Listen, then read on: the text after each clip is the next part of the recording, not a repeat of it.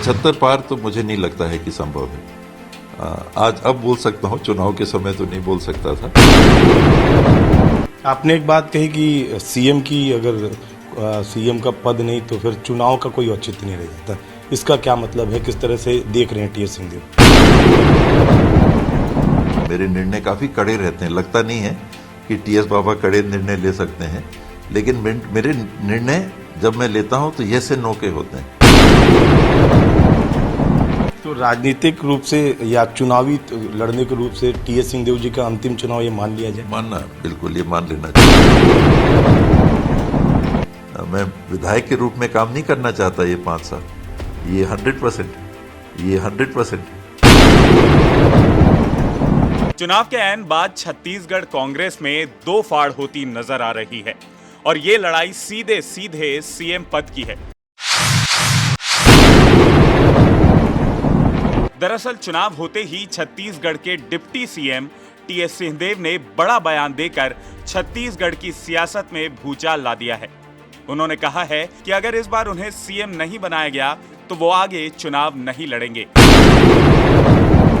इसके साथ ही उन्होंने ये भी कहा कि उनके पास सीएम बनने का ये आखिरी मौका है। एक चैनल को दिए गए इंटरव्यू में उन्होंने ये बयान दिया। इसके साथ ही IBC 24 को एक्सक्लूसिव उन्होंने ये कहा कि वो अगला चुनाव नहीं लड़ेंगे। अब इसे सीधे सीधे आलाकमान को धमकी के रूप में देखा जा रहा है। राजनीतिक रूप से या चुनावी लड़ने के रूप से टीएस सिंहदेव जी का अंतिम चुनाव ये मान लिया जाए? मानना, बिल्कुल ये मान लेना चाहिए। और छत्तीसगढ़ में दूसरे चरण का चुनाव खत्म हुए अभी एक दिन भी नहीं बीता है और डिप्टी सीएम अपने टाइटल से डिप्टी शब्द हटाने की योजना में अभी से जुट गए हैं। इस बयान से ये कयास भी लगाए जा रहे हैं कि क्या आलाकमान ने टीएस बाबा से सीएम पद को लेकर कोई वादा तो नहीं कर दिया, जिसके आधार पर महाराज इस प्रकार के बयान दे रहे हैं। सवाल ये भी है कि क्या मौजूदा सीएम भूपेश बघेल अपनी कुर्सी बाबा के लिए छोड़ने को तैयार होंगे?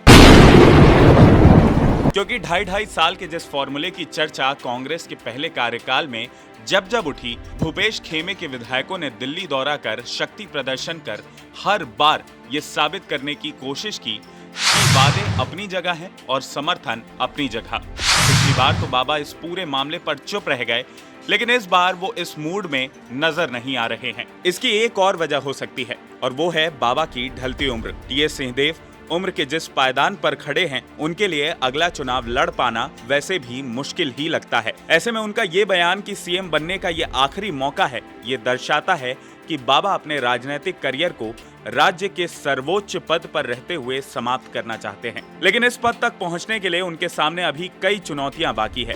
सबसे पहली चुनौती तो चुनाव के नतीजे ही हैं। सीएम बनने का सपना तभी पूरा हो सकेगा जब कांग्रेस राज्य की सत्ता में वापसी कर पाएगी। आपको बता दें कि 17 नवंबर को छत्तीसगढ़ के दोनों चरणों के चुनाव खत्म हो गए। अब 3 दिसंबर को जनता के फैसले की जानकारी नेताओं समेत छत्तीसगढ़ के सभी प्रदेशवासियों को मिलेगी। छत्तीसगढ़ में हुए चुनावों की बात कर ली जाए तो इस बार कुल 75.08% वोटिंग हुई, जो पिछली बार की तुलना में 0.9% कम रही।